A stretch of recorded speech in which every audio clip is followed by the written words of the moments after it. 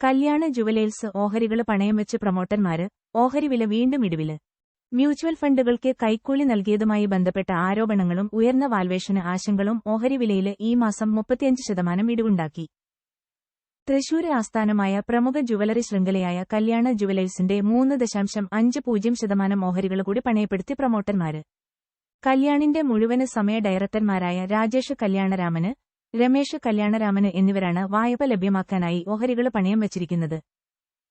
കല്യാണിന്റെ മുഖ്യ പ്രൊമോട്ടർമാരില് ഒരാളായ രാജേഷ് കല്യാണരാമന് 957 കോടി രൂപ മൂല്യം വരുന്ന 1.9 കോടി ഓഹരികളാണ് catalyst trusteeship, Bajaj finance, Aditya Birla finance, Tata capital, എസിടിസിഐ finance, HSBC investor direct financial services എന്നീ സ്ഥാപനങ്ങളിലായി പണയം വയ്ക്കുന്നത്.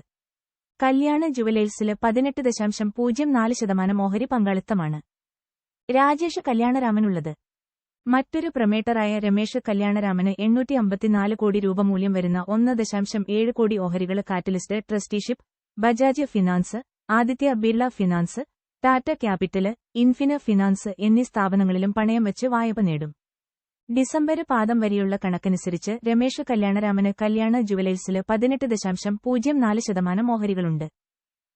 പ്രൊമോട്ടർമാർക്ക് മൊത്തം 62.85% ഓഹരികളാണ് കല്യാണിലുള്ളത്. ഇതില് 12.1% ഓഹരികള് നേരത്തെ പണയം വച്ചിരുന്നു. ഇപ്പോള് വീണ്ടും 3.50% ഓഹരികള് കൂടി പണയം വെച്ചതോടെ മൊത്തം 15.64% ഓഹരികള് പണയത്തിലായി. കല്യാണ ജുവലേഴ്സിന്റെ മൊത്തം ഓഹരികളുടെ എണ്ണം 10.31 കോടിയാണ്. ഇതില് 1.61 കോടി ഓഹരികളാണ് പണയം വച്ചിരിക്കുന്നത്. കഴിഞ്ഞ ഓഗസ്റ്റില് പ്രൈവറ്റ് ഇക്വിറ്റി സ്ഥാപനമായ വാർബർഗ് പിൻഗസിന്റെ കൈവശമുണ്ടായിരുന്ന കല്യാണ ജുവലേഴ്സിന്റെ 2.36% ഓഹരികള് വാങ്ങാനായാണ് പ്രൊമോട്ടർമാര് ഓഹരികള് പണയം വച്ചത്. ഓഹരിക്ക് 616 രൂപ വിലയുണ്ടായിരുന്നപ്പോഴാണ് പണയം.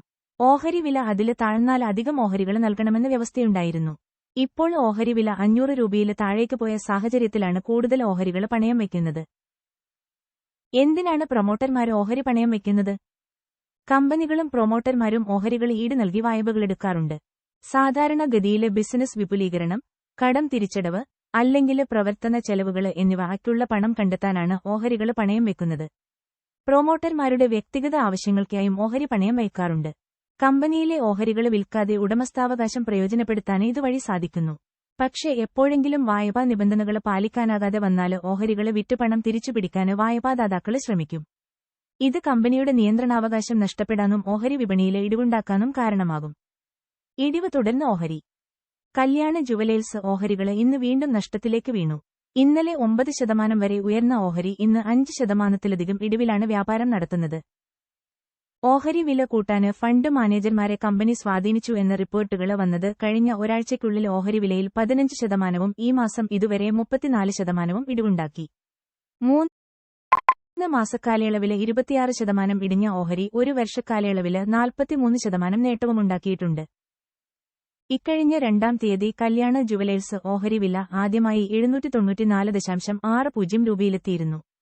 2024 ഫെബ്രുവരി 1 രേഖപ്പെടുത്തിയ 322.05 രൂപയാണ് ഓഹരിയുടെ ഒരു വർഷത്തിനിടെയുള്ള താഴ്ന്ന വില. അഭ്യൂഹങ്ങള് നിഷേധിച്ച് കല്യാണം ഫണ്ട് ഹൌസും. കല്യാണ ജുവലേഴ്സ് സ്ഥാപനങ്ങളില് IT റെയ്ഡുകളൊന്നും നടന്നിട്ടില്ലെന്നും കൈക്കൂലി ആരോപണങ്ങള് അസംബന്ധമെന്നും കമ്പനിയുടെ ചെയർമാനും മാനേജിംഗ് ഡയറക്ടറുമായ TS കല്യാണരാമന് കഴിഞ്ഞ ദിവസം വ്യക്തമാക്കിയിരുന്നു.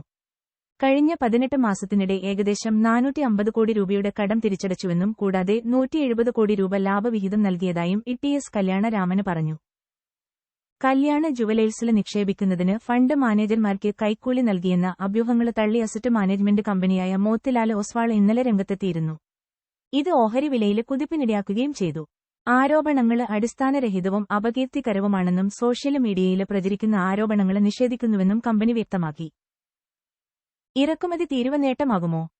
അതേസമയം അടുത്ത കേന്ദ്ര ബജറ്റില് കേന്ദ്ര സർക്കാർ ഇറക്കുമതി തീരുവ വീണ്ടും ഉയർത്തിയേക്കുമെന്ന വാർത്തകൾ കല്യാണ ജുവലേഴ്സ് ഉൾപ്പെടെയുള്ള സ്വർണ്ണാഭരണ മേഖലയിലെ ഓഹരികളെ വീണ്ടും ശ്രദ്ധയിലെത്തിക്കുന്നുണ്ട്.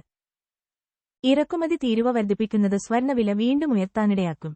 ഇത് സ്വർണ്ണ കമ്പനി ഓഹരികൾക്കും ഗുണമാകുമെന്നാണ് വിലയിരുത്തലുകള്.